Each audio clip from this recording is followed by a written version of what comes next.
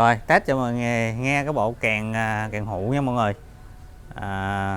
Mình tích hợp luôn cái đèn nữa nha, cái đèn chớp nè. Này, mọi người xem nó nằm phía trong nha. Đây mình đây đó.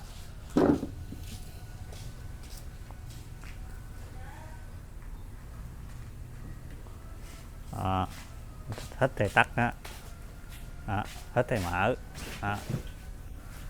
Thì cái remote này nó có luôn cái bộ đàm nha mọi người. Đó, mình ngồi trong xe mình nói nha. Đó, bộ đàm nhắn đây nói thôi đó.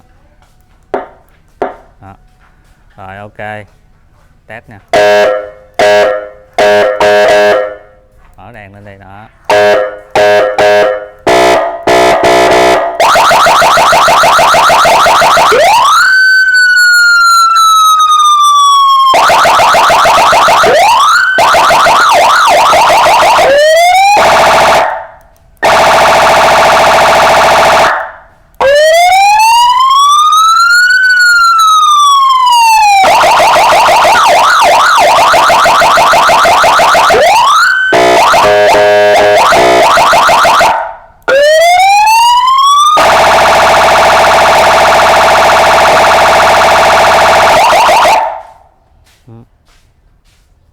Này tắt nguồn nha, nút tắt nguồn đó.